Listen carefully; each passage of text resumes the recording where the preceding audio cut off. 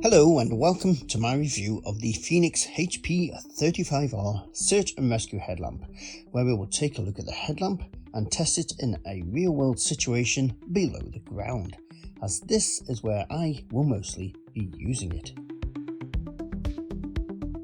First of all, I'd like to say a big thank you to Fenix for sending this lamp out for my honest review of it.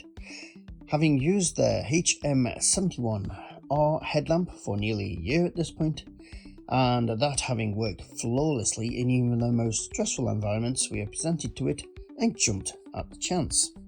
This is not a paid review in any way, I just get to keep the lamp in return for an honest review.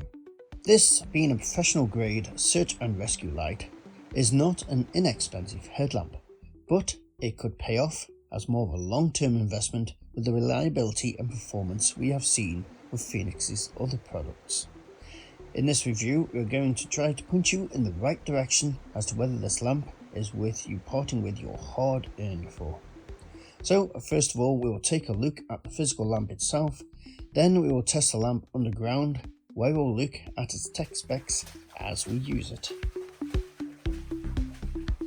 So first of all, it comes with this smart, high-quality box. But I know you're not interested in that, so let's free the beast from its cage. Inside we find the headlamp and battery themselves, an advertisement for other products, an instruction book, which, believe me, with the simplicity of how this thing works, you will not need in the slightest. The package also comes with a USB A to C cable,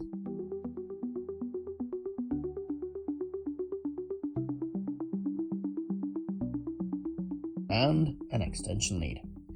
This lead means if you don't want the weight of the battery on your head, which personally, spoilers here, I have not found to be a problem, you can plug this cable in and put the battery pack in your pocket or backpack, etc. Out front we have the lamp itself. It's encased in aluminium with a glass front, all of which is needed to dissipate the heat from a headlamp that is capable of putting out a combined 4000 lumen. Although surprisingly, I expect this to get really toasty like the smaller ones do, where you cannot touch the main body at times. But not this. It's definitely warm, but not to a point where you cannot hold it. At the front, you can see the main spot lamp and two smaller lamps for the flood. Also here you will find two sensors. This is for the feature where if you get the lamp too close to an item, it will automatically dim. This both protects your eyes from the intense light being bounced back and whatever you are looking at from the heat of the beams coming from this at full pelt. On the side we have a control system that, believe me, makes this lamp so easy to use, even when you have big thick gloves on, much easier than even the single button systems on many of their other lamps. Let me explain. The system comprises of this dial with a button inside of it. Twist the dial to the first position and you'll get the main beam on, and you can then press the inner button to select different levels of intensity. You then twist again for the flood, which again you press the button for different intensity levels, and then twist to the third position for the beam flood combined, and again use the button to select intensity level. It's that simple, and even after selecting a different mode, the lamp will remember which intensity level you used each feature on and return to that after reselection. The lamp also comes on a graduated mount, allowing many fixed positions of rotation. The one I have here is aimed at the walker or caver, where you have mounts on your helmet you can put the band into, but there's also an option of another headband which has suckers on, allowing it to be put on a helmet that does not have pre-existing mounts. On the side you see these grippers, a good idea that allow you to wind away any flex in the cable once mounted onto a helmet, helping it to keep out of harm's way.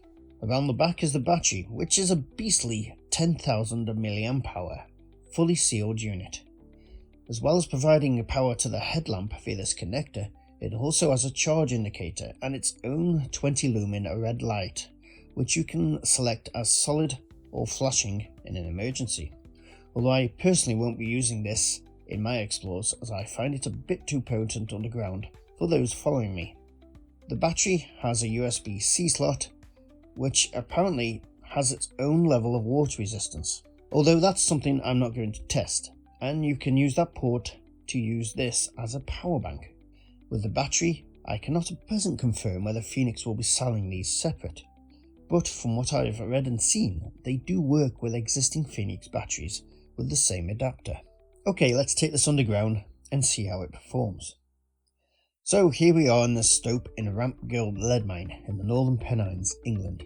An amazing mine we have a video series on, but for this video we will use the lamp in this stope. Okay, so first setting is the main beam, low setting. With this we are kicking out 50 lumens, which is 797 candle power with a throw of 56 meters. In this mode we should get a battery lifespan of 120 hours. Next up is Spotlight, medium setting. This gives us 360 lumens, which is 5,716 candles. This gives a throw of 151 meters and a battery life of 28 hours 24 minutes. Next is Spotlight high setting. This one gives us 800 lumens or 13,274 candles. This gives us a throw of 230 meters and a battery life of 11 hours 40 minutes. Last for the Spotlight is Turbo. This gives us 3000 lumens or 48,516 candles. This gives us a throw of 440 meters and a battery life of 5 hours 43 minutes, although this does include the throttling back, which will take place after a few minutes due to heat. Okay, onto the floodlight, which is on the next turn of the dial. On the low setting it puts out 5 lumens or 14 candles. This is good for a throw of 7 meters and will give around 500 hours of battery life. Next up is the medium setting. This gives out 50 lumens or 140 candles. This gives a throw of 24 meters and should be good for around 200 hours. High setting is 400 lumens or 1148 candles. This is good for 68 meters of throw and should last for around 30 hours or 46 minutes. Turbo mode is 1200 lumens or 3746 candles, giving a throw of 122 meters and a battery life of 8 hours. One characteristic I'd like to point out about the flood lamp is that with this new lamp they have changed the colour of it to make it much warmer, and this time it really does remind me of using a filament bulb torch. Last mode is the Big Daddy. This is spot and floodlights combined. Low setting will give you 50 lumens or 745 candles. This is good for 56 meters throw and 120 hours of battery life. Medium throws out 400 lumens or 5,872 candles. This is good for 153 meters throw and 18 hours of battery life. High will give you 1,200 lumens of dark beating photons or 14,512 candles. This is good for 241 meters throw and 8 hours of battery life. The big full-on daddy turbo mode more than doubles the output of high, giving 4,000 lumens or 50,953 candles. Can you imagine carrying that many? This will give a massive throw of 450 meters and you can have this for up to 4 hours 17 minutes. The one thing I'd like to say about the combined mode and the places I've tested it is there does not appear to be a drastic difference between this mode and just using the spot beam, as the flood tends to get washed out by the spot beam.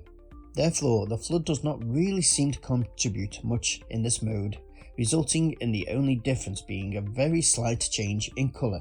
So in the end, you will have to ask yourself if the slight change in colour is worth the extra battery consumption to you.